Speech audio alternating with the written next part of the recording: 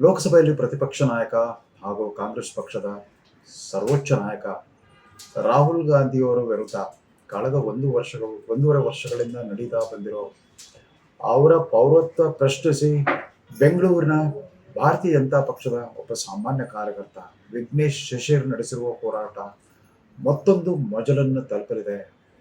ನಾಳೆ ಬೆಳಗ್ಗೆ ಅಲಹಾಬಾದ್ ಹೈಕೋರ್ಟ್ನ ಲಖನೌ ಪೀಠದ ಅಲ್ಲಿನ ನ್ಯಾಯಾಲಯದ ಕೋರ್ಟ್ ಹಾಲ್ ನಂಬರ್ 14ರಲ್ಲಿ ನ್ಯಾಯಮೂರ್ತಿ ರಾಜೀವ್ ಸಿಂಗ್ ಅವರ ಏಕಸದಸ್ಯ ಪೀಠದ ಎದುರು ವಿಘ್ನೇಶ್ ಶಿಶಿರ್ ಸಲ್ಲಿಸಿರುವ ಅರ್ಜಿಯ ವಿಚಾರಣೆ ಶುರುವಾಗಲಿದೆ. ಭಾರತೀಯ ನಾಗರಿಕ ಸುರಕ್ಷಾ ಸಂಹಿತ 528ರ ಅನ್ವಯ ಶಿಶಿರ್ ವಿಘ್ನೇಶ್ ಇದೀಗ ಅಲಹಾಬಾದ್ ಹೈಕೋರ್ಟ್ನ ಲಖನೌ ನ್ಯಾಯಪೀಠವನ್ನ ತಲುಪಿದ್ದಾರೆ. ಅವರ ಕೋರಿಕೆ ಏನು ಅಂತಂದ್ರೆ, ತಮ್ಮ ಬ್ರಿಟಿಷ್ ನಾಗರಿಕತ್ವವನ್ನ ಬಚ್ಚಿಟ್ಟು 2004ರಿಂದ 2024ರವರೆಗೆ ಸತತವಾಗಿ 5 ಲೋಕಸಭಾ ಚುನಾವಣೆಗಳನ್ನು ಗೆಲ್ತಾ ಬಂದಿರೋ ರಾಹುಲ್ ಗಾಂಧಿ ಅವರ ವಂಚನೆ ಮತ್ತಿತರ ಅಪರಾಧಗಳಿಗೆ ಸಂಬಂಧಿಸಿದಂತೆ ರಾಯಬರೇಲಿಯ ಕೊತ್ವಾಲಿ ಪೊಲೀಸ್ ಸ್ಟೇಷನ್ನಲ್ಲಿ FIR ದಾಖಲಿಸಬೇಕನ್ನೋ ಒಂದು ಕೋರಿಕೆ. ಈ FIR ಯಾತಕ್ಕೆ ಅಂತಂದ್ರೆ, ಇದನ್ನ ಕ್ರಿಮಿನಲ್ ಮಿಸಲೇನಿಯಸ್ ಪ್ರಕರಣ ಅಂತ ಪರಿಗಣಿಸಲಾಗಿದೆ.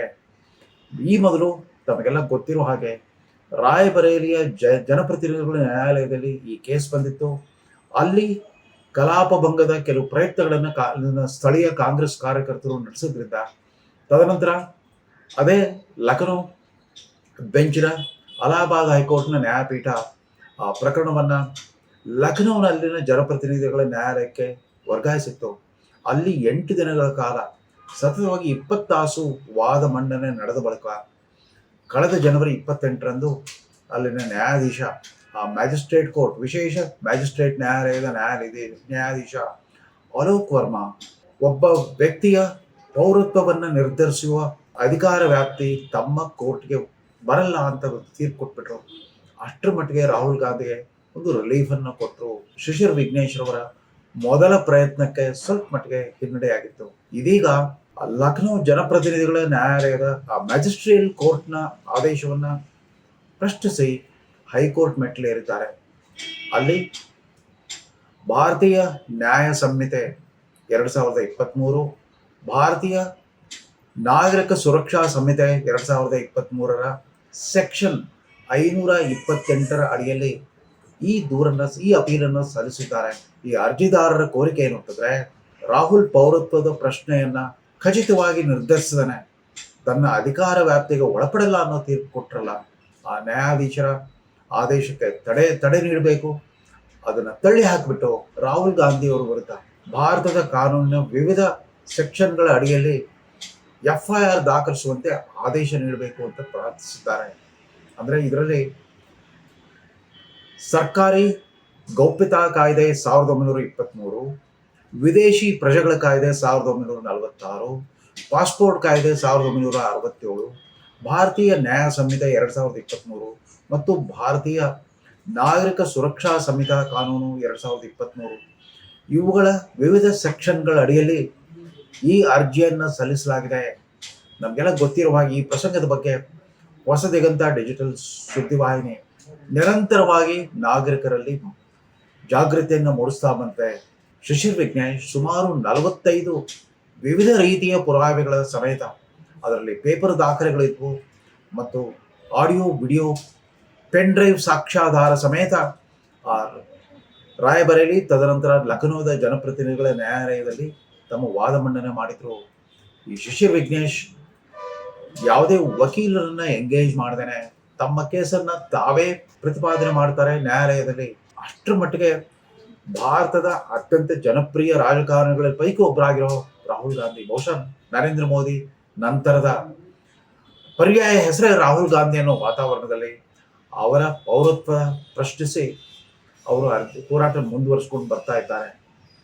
ಶಿಶಿರ್ ವಿಘ್ನೇಶ್ ಪ್ರಕಾರ ರಾಹುಲ್ ಗಾಂಧಿ ಅವರು 1994-95ರಿಂದನೇ ಬ್ರಿಟಿಷ್ ಪೌರತ್ವವನ್ನು ಪಡ್ಕೊಂಡು ಅಲ್ಲಿನ ಕೇಂಬ್ರಿಡ್ಜ್ ವಿಶ್ವವಿದ್ಯಾಲಯದಲ್ಲಿ ಡೆವಲಪ್ಮೆಂಟಲ್ ಸ್ಟಡೀಸ್ ಅನ್ನೋ ವಿಷಯದಲ್ಲಿ MPhil ವ್ಯಾಸಂಗ ನಡೆಸಿದ್ರು. ವ್ಯಾಸಂಗ ಮುಗಿದ ನಂತರ 2001ರ ಆಸ್ಪಾಸ್ನಲ್ಲಿ ಅಲ್ಲೊಂದು ಬ್ಯಾಕಪ್ ಆಫೀಸ್ ಅನ್ನೋ ಒಂದು ಖಾಸಗಿ ಕಂಪನಿಯನ್ನು ತೆಗೆದಿದ್ರು. ಆ ಕಂಪನಿಯ ದಾಖಲೆಗಳಲ್ಲಿ ತಮ್ಮ ಹೆಸರನ್ನ ರಾಹುಲ್ ವಿನ್ಸಿ ಅಂತ ನಮೂದಿಸಿದ್ರು. Rahul Vinci son of Rajiv Gandhi ಅಂತ ನಮೂದಿಸಿದ್ರು. ಈ ವಿನ್ಸಿ ಅನ್ನೋ ಹೆಸರು ಅವರ ತಾಯಿಯ ಸಹೋದರಿಯ, ಅವರ ತಾಯಿಯ ಭಾವಮೈದ ವಾಲ್ಟರ್ ವಿನ್ಸಿ ಅವರಿಂದ ಆ ಸರ್ನೇಮನ್ನು ಪಡ್ಕೊಂಡಿದ್ರು. ಆ ಕಂಪನಿಯ ಇನ್ಕಮ್ ಟ್ಯಾಕ್ಸ್ ರಿಟರ್ನ್ಸ್ನಲ್ಲಿ ಕೂಡ ರಾಹುಲ್ ಗಾಂಧಿ ಅವರ ಹೆಸರಿತ್ತು. ಅಷ್ಟೇ ಅಲ್ಲ, ಅಲ್ಲಿನ ಲಂಡನ್ ಮಹಾನಗರದ ಒಂದು ಮಹಾನಗರ ಪಾಲಿಕೆಯ ಮತದಾರರ ಪಟ್ಟಿಯಲ್ಲಿ ಕೂಡ 2009 ಈಚೆಗೆ ಮತದಾರರ ಪಟ್ಟಿಯಲ್ಲಿ ರಾಹುಲ್ ಗಾಂಧಿ ಅವರ ಹೆಸರಿತ್ತು. ಅಂದ್ರೆ ರಾಹುಲ್ ಗಾಂಧಿ ಅವರು ತಾನಿನ್ನೂ ಬ್ರಿಟಿಷ್ ಪಾಸ್ಪೋರ್ಟ್ ಅನ್ನು ಸರೆಂಡರ್ ಮಾಡಿಲ್ಲ ಅನ್ನೋ ಮಾಹಿತಿಯನ್ನ ಚುನಾವಣಾ ಆಯೋಗದಿಂದ ಬಚ್ಚಿಟ್ಟು 2004ರಿಂದ 5 ವರ್ಷಕ್ಕೊಮ್ಮೆ ಲೋಕಸಭಾ ಚುನಾವಣಾ ಕ್ಷೇತ್ರವನ್ನ ಪ್ರವೇಶಿಸ್ತಾ ಬಂದಿದ್ದಾರೆ. ನಾಮಪತ್ರ ಸಲ್ಲಿಕೆ ಮಾಡ್ತಾ ಬಂದಿದ್ದಾರೆ, ಚುನಾವಣೆಯಲ್ಲಿ ಗೆಲ್ತಾ ಬಂದಿದ್ದಾರೆ. ಈ ರೀತಿ ಭಾರತದ ನಾಗರಿಕರನ್ನ ಕಗ್ಗತ್ತಲಿಟ್ಬಿಟ್ಟು ಭಾರತೀಯ ಚುನಾವಣಾ ಆಯೋಗವನ್ನ ಏಮಾರಿಸ್ಬಿಟ್ಟು ತಮ್ಮ ದ್ವಿಪೌರತ್ವದ ಅಂಶವನ್ನ ಬಚ್ಚಿಡ್ತಾ ಬಂದಿರೋ ರಾಹುಲ್ ಗಾಂಧಿ ಅವರ ವಿರುದ್ಧ ತತ್ಕ್ಷಣವೇ FIR ದಾಖಲಿಸುವಂತೆ ರಾಯಬರೇಲಿಯ ಕೊತ್ವಾಲಿ ಪೊಲೀಸ್ ಸ್ಟೇಷನ್ಗೆ ಆದೇಶ ನೀಡಬೇಕು ಅನ್ನೋದೇ ಈ ಶಿಶಿರ್ ವಿಘ್ನೇಶ್ವರ ಕೋರಿಕೆ. ಅದಷ್ಟೇ ಅಲ್ಲ, ಲಖನೌನ ಜನಪ್ರತಿನಿಧಿಗಳ ನ್ಯಾಯಾಲಯದಲ್ಲಿ, ವಿಶೇಷ ಮ್ಯಾಜಿಸ್ಟ್ರೇಟ್ ನ್ಯಾಯಾಲಯದಲ್ಲಿ ವಾದ ಮಂಡನೆ ಮಾಡುವಾಗ ಅವರು ನೀಡಿದ ಅನೇಕ ಸಾಕ್ಷ್ಯಾಧಾರಗಳ ಪೈಕಿ ಇತ್ತೀಚಿನ ದಿನಮಾನಗಳಲ್ಲಿ ರಾಹುಲ್ ಗಾಂಧಿ ದಿಢೀರ್ನೆ ವೆನೆಜುಲಾ, ಕೊಲಂಬಿಯಾ, ಉಜ್ಬೇಕಿಸ್ತಾನ್, ವಿಯೆಟ್ನಾಂ ಇತ್ಯಾದಿ ದೇಶಗಳಿಗೆ ಆಗಾಗ್ಗೆ ತುರ್ತು ಭೇಟಿ ಕೊಡೋದು, ಅಲ್ಲಿನ ಇಮಿಗ್ರೇಷನ್ ಕೌಂಟರ್ನಲ್ಲಿ ತಮ್ಮ ಬ್ರಿಟಿಷ್ ಪಾಸ್ಪೋರ್ಟ್ ಅನ್ನು ಮಂಡಿಸೋರು, ಇದಕ್ಕೆ ಸಂಬಂಧಪಟ್ಟ ವಿಡಿಯೋ ದಾಖಲೆಗಳನ್ನು ಕೂಡ ಸಾದರಪಡಿಸಿದ್ರು. ಅದರ ಜೊತೆಗೆ ಭಾರತ ಸರ್ಕಾರದ ಗೃಹ ಇಲಾಖೆಯ ವಿದೇಶಿ ಪ್ರಜೆಗಳ ವಿಭಾಗ ಮತ್ತು ಪಾಸ್ಪೋರ್ಟ್ ವಿಭಾಗಗಳಿಗೆ ಸಂಬಂಧಿಸಿದಂತೆ ಪತ್ರ ವ್ಯವಹಾರದ ಪ್ರತಿಗಳನ್ನು ಕೂಡ ಸಾದರಪಡಿಸಿದ್ರು. ಇದನ್ನು ಮಾಹಿತಿ ಹಕ್ಕು ಕಾಯ್ದೆ ಅಡಿಯಲ್ಲಿ ಹಲವಾರು ದಾಖಲೆಗಳನ್ನು ಪಡ್ಕೊಂಡಿದ್ರು. ಬ್ರಿಟಿಷ್ ಸರ್ಕಾರದ ಗೃಹ ಇಲಾಖೆ ಮತ್ತು ಭಾರತ ಸರ್ಕಾರದ ಗೃಹ ಇಲಾಖೆಯ ನಡುವೆ ನಡೆದ ಇದಕ್ಕೆ ಸಂಬಂಧಪಟ್ಟ ಪತ್ರ ವ್ಯವಹಾರದ ಪ್ರತಿಗಳನ್ನು ಕೂಡ ಸಾದರಪಡಿಸಿದ್ರು. ಜೊತೆಗೆ ತಮಗೆ ಇನ್ನೂ ಲಭ್ಯವಾಗದಿರುವ ಒಂದು ಮಾಹಿತಿಗೆ ಸಂಬಂಧಪಟ್ಟಂತೆ ಭಾರತದ ಮುಖ್ಯ ಮಾಹಿತಿ ಆಯುಕ್ತರ ಎದುರು ಕೂಡ ಒಂದು ಅರ್ಜಿಯನ್ನು ಸಲ್ಲಿಸಿ ತಮ್ಮ ಹೋರಾಟವನ್ನು ಮುಂದುವರಿಸುತ್ತಿದ್ದಾರೆ ಈ ಶಿಶಿರ್ ವಿಘ್ನೇಶ್. ಭಾರತದ ರಾಜಕೀಯ ಚರಿತ್ರೆಯನ್ನೇ ಅಲ್ಲಾಡಿಸಿಬಿಡಬಲ್ಲ ಶಕ್ತಿ ಇದೆ ಈ ಪ್ರಕರಣಕ್ಕೆ. ಅಕಸ್ಮಾತ್ತಾಗಿ ಅಲಹಾಬಾದ್ ಹೈಕೋರ್ಟ್ನ ಈ ಲಖನೌ ನ್ಯಾಯಪೀಠದ ನ್ಯಾಯಾಧೀಶ ರಾಜೀವ್ ಸಿಂಗ್ ಈ ಪ್ರಕರಣವನ್ನು ಆಲಿಸ್ಬಿಟ್ಟು ಏನಾದರೂ ಈ ಅರ್ಜಿದಾರರ ಪರವಾಗಿ ತೀರ್ಪು ಕೊಟ್ಬಿಟ್ರೆ ತತ್ಕ್ಷಣವೇ ರಾಹುಲ್ ಗಾಂಧಿಯವರ ಲೋಕಸಭಾ ಸದಸ್ಯತ್ವಕ್ಕೆ ಕಂಟಕ ಬರುತ್ತೆ. ಅದಷ್ಟೇ ಅಲ್ಲ, ಭಾರತದ ಪ್ರಜೆ ಅಂತ ಅವ್ರು ಇದುವರೆಗೂ ಹೇಳ್ಕೊಂಡು ಬಂದ್ರಲ್ಲ, ತಮ್ಮ ಬ್ರಿಟಿಷ್ ಪೌರತ್ವವನ್ನು ಬಚ್ಚಿಟ್ಬಿಟ್ಟು ಭಾರತದ ನಾಗರಿಕ ಅಂತನೋ ಒಂದು ಸಾರ್ವಜನಿಕ ವಂಚನೆ ನಡೆಸಿದ್ದಾರೆ ಅನ್ನೋ ಆರೋಪಕ್ಕೆ ದೃಢೀಕರಣ ಸಿಕ್ಕಂಗಾಗುತ್ತೆ.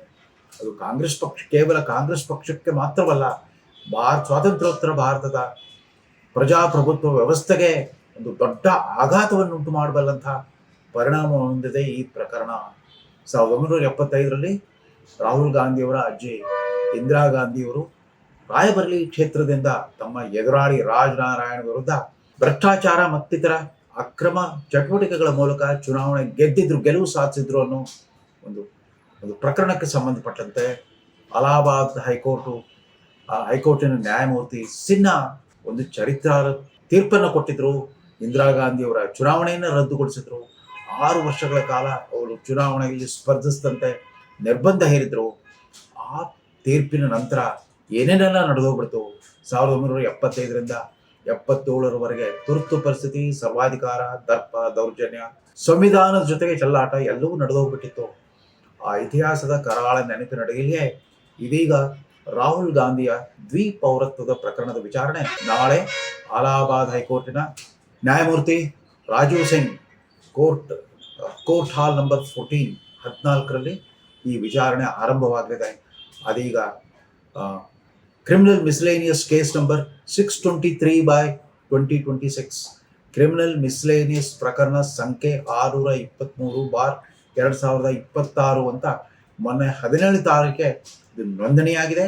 ನಾಳಿನ ಕೋರ್ಟಿನ ಕಲಾಪ ಪಟ್ಟಿಯಲ್ಲಿ ಈಗಾಗಲೇ ಅದು ಘೋಷಣೆ ಆಗಿದೆ. ಕಾದ್ ನೋಡೋಣ ರಾಹುಲ್ ಗಾಂಧಿ ಅವರ ಹಣೆಬರ ಏನಾಗುತ್ತೆ, ಅಥವಾ ಒಬ್ಬ ಸಾಮಾನ್ಯ ಪ್ರಜೆ ಶಿಶಿರ್ ವಿಘ್ನೇಶ್ ಥರದವರ ಈ ಚರಿತ್ರಾರ್ಹ ಹೋರಾಟ ಯಾವ ಗತಿ ಕಾಣುತ್ತೆ ಅಂತ ಕಾದು ನೋಡೋಣ ಅಂತ ಹೇಳ್ತಾ ಈ ಸಂಚಿಕೆಯನ್ನು ಮುಗಿಸ್ತಾ ಇದ್ದೇನೆ. ನಮಸ್ಕಾರ.